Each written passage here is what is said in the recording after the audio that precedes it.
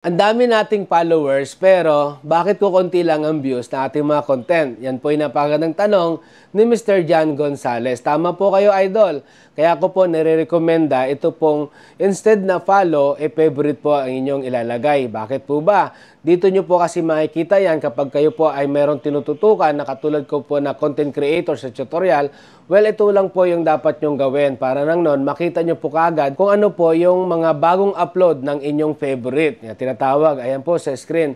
So guys, ganito lang po kasimple yan. Hindi po ibig sabihin na meron kang 200,000 followers, in-expect mo na half of that, magiging viewers mo po talaga sila. Kasi ganito lang po yan.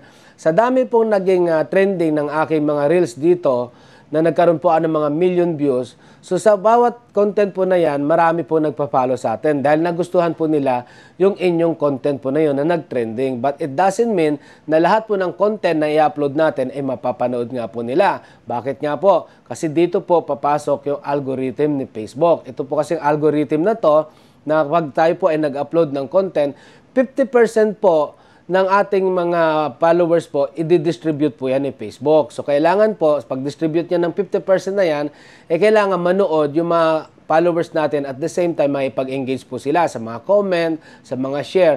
Ngayon po, pag hindi po nagawa ng ating mga followers yun at hindi rin po natin na follow up dahil wala tayong time para sagutin yung kanilang mga comment, doon po sa another 50%, hindi na po yan i-distribute ni Facebook. Yun po yung tinatawag na algorithm. Pinaka-the best po dyan guys, kapag kayo po ay nag-upload ng content, kailangan tutukan nyo. So sa katulad kong busy na tao rin, na meron din po ang trabaho, hindi ko po talaga natututukan yan. Kaya minsan, namamatay talaga yung algorithm ni Facebook dito sa ating mga content. Pero ang pinaka-the best nga po, ang sinasabi ko po sa inyo, kung kayo po ay may pina-follow na isang content creator na gustong-gusto nyo po talagang panoorin yon, ilagay nyo po sila sa favorite instead na follow. Huwag po kayong mag-expect na kahit marami kayong kamag-anak, marami kayong mga kaibigan, ilan lang po ba nakakausap nyo araw-araw?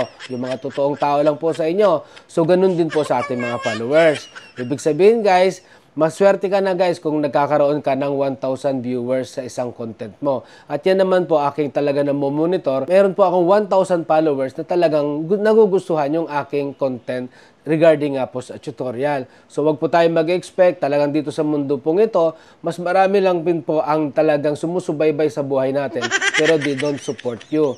O ganun lang po yan guys. Kaya sana Mr. John Gonzales, nasagot ko po yung inyong katanungan ng tama. So wag po kayo mag-expect masyado dahil madedepress lang po kayo dito. Ang tandaan nyo po, keep consistent sa pag-upload natin mga content. At least makukuha natin yung attention ng ating mga non-followers na magiging bago nating mga followers dito. So kailangan lang good resolution, good quality, no violation, at pasasaan ba't kikita ka po dito kay Facebook. Okay? So sana po nakatulong, and don't forget guys to click that follow, subscribe in YouTube for more tutorial like this. Bye!